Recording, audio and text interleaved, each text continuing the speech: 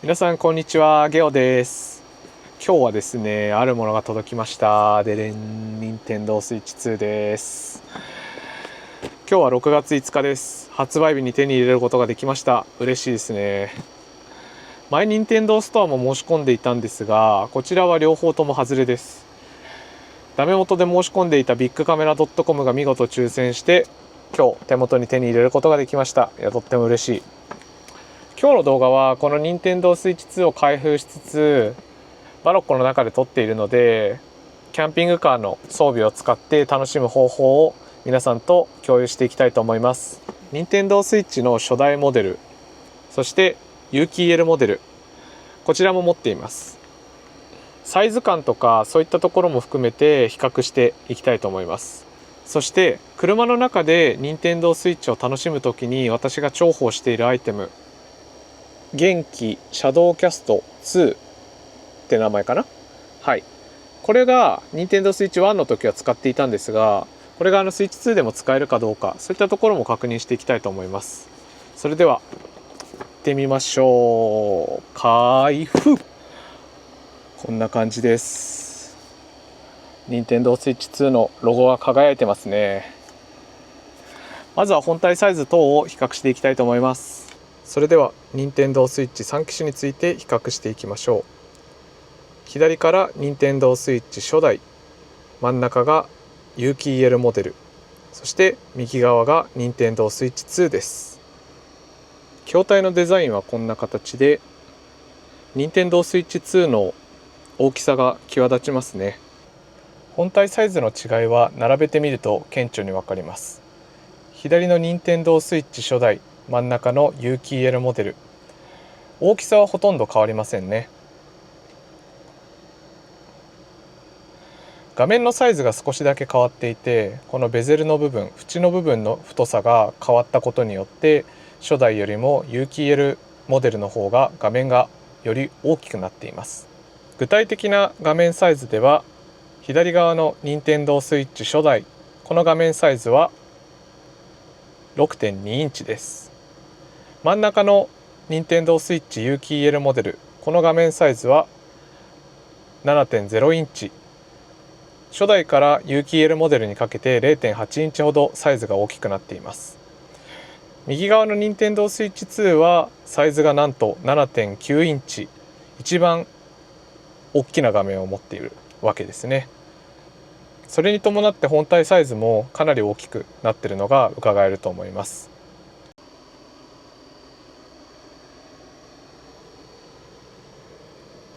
続いては任天堂スイッチ各機種をテーブルの上にスタンドで並べた時の違いについて確認していきましょう。一番左の任天堂スイッチ初代、後ろの部分にスタンドがありますが、角度は固定式です。この角度だけで立てることができます。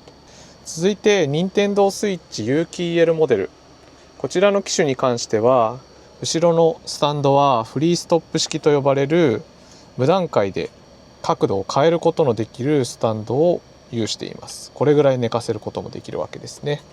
さらに任天堂スイッチ初代はこのようなちょっと貧弱そうなスタンドでした。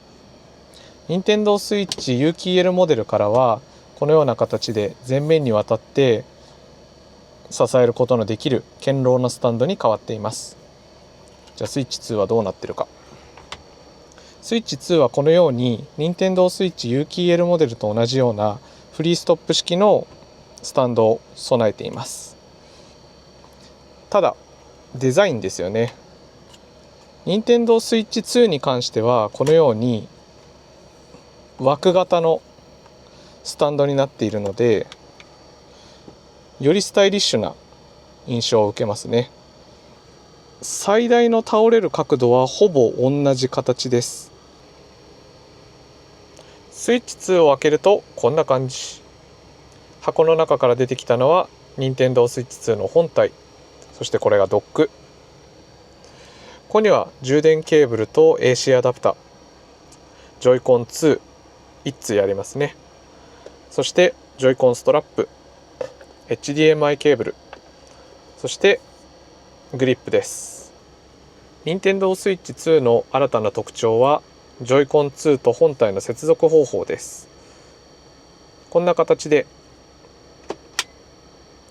横にマグネットでくっつくような構造になっています。取り外しもこんな感じ、パチッとくっつく感じですね。取り外す時にどういう動きをしているかというと、ジョイコン2の裏の部分にスイッチがあります。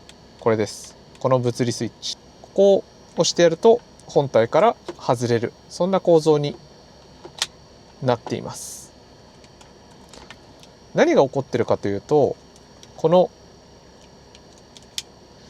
メカニカルスイッチを押してあげると、ちょっとピントが合ってないですが、ポッチが出てるのが分かりますかね。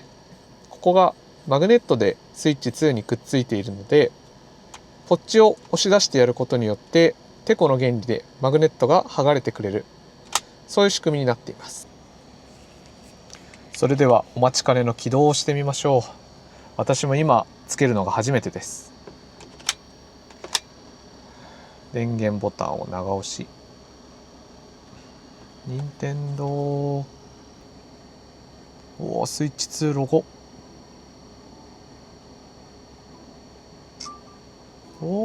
すごい。画面の大きさが際立ちますね。私の手元の任天堂スイッチ有機 EL モデルのサイズはこれくらい、任天堂スイッチ2のサイズはこれくらい。やっぱり画面サイズ大きいですね。横に倒して比較するとこんな感じ。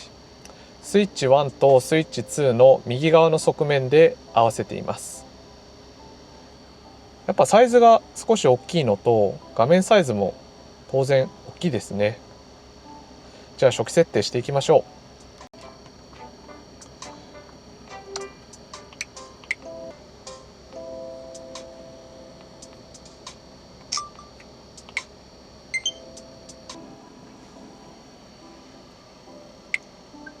古い任天堂スイッチ有機 EL モデルから新しい任天堂スイッチ2に向けてデータを転送します。丸ごと転送という機能があるらしく、任天堂アカウントにログインをし、スイッチ1からスイッチ2へスムーズに移行することができるみたいです。転送元の任天堂スイッチとこの本体を近づけてデータを受け取ります。任天堂スイッチ2への丸ごと転送は、スイッチ2とスイッチ1がそれぞれ同じネットワークに接続して同じ任天堂アカウントにログインする必要があるみたいです。こっちも AC アダプターつながないといけないの？だからしょうがねえな。丸ごと転送、ゲオルゲのスイッチからこの本体に転送します。これでデータ転送が開始したみたいですね。いけた。任天堂スイッチ1から任天堂スイッチ2へのデータの丸ごと転送が完了したみたいです。転送元の本体で使っていたテーマカラーを反映します。ダークモードになった。ホームボタンを押してホームメニューを開きましょう。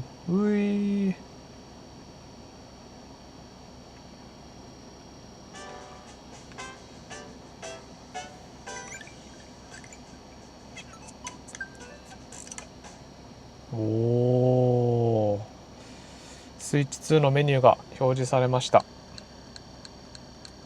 いいですね。でっかいな、やっぱり。スイッチ2へのデータ転送はおおむね終わりました。今はソフトのダウンロード中です。その間を利用してスイッチ2のドックを使ってモニターに接続してみましょう。今回使うのは iPad です。こちらの元気シャドウキャストを接続するためのコンパニオンアプリ元気スタジオを起動します。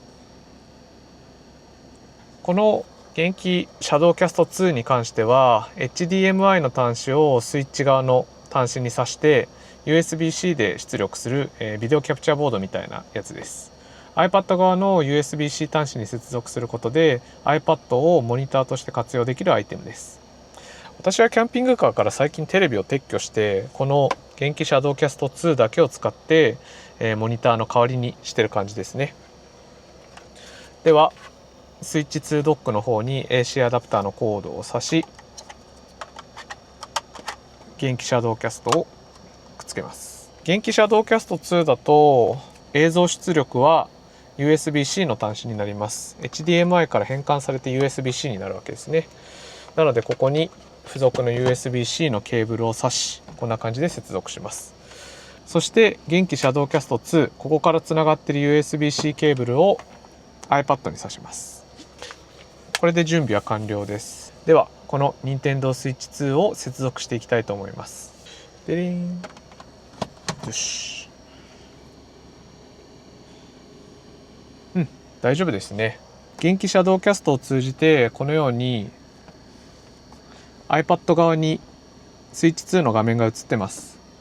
ちょっと画面が傾いてるので OK ですね。このような形で iPad Pro に対して Nintendo Switch 2のドック、ここにつないで USB-C 経由で元気シャドウキャスト2で映像を出力しています。ちゃんと映りますね。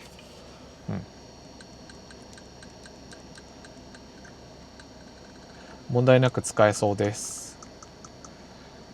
僕のバロッコではこのような形で iPad を取り付けられるスタンドをエアコンの前に置いています。さっき見せたのは iPad Pro 13インチの大きさですが、こっちの iPad mini、これ8インチぐらいの大きさですね。これも持ってます。こうやって設置してあげて、さっきの元気シャドウキャスト2につながっている USB-C のケーブルをここに挿してあげると。そうするとこのような形で接続されてスイッチの画面を iPad で映してゲームを楽しむことができます。さっきからね全然ソフトのダウンロードが終わらないんでこの画面しか見せられないんですけど、こんな感じでキャンピングカーの中でもこうやってスイッチ2からドック経由で画面を映すことができるわけですね。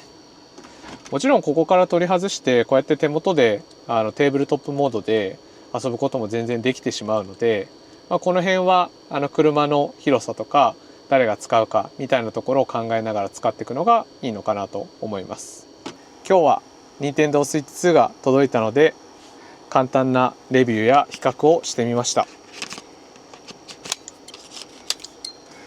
こんな感じで結構大きなサイズの Nintendo Switch 2ですが、車の中でも楽しんで使っていきたいと思います。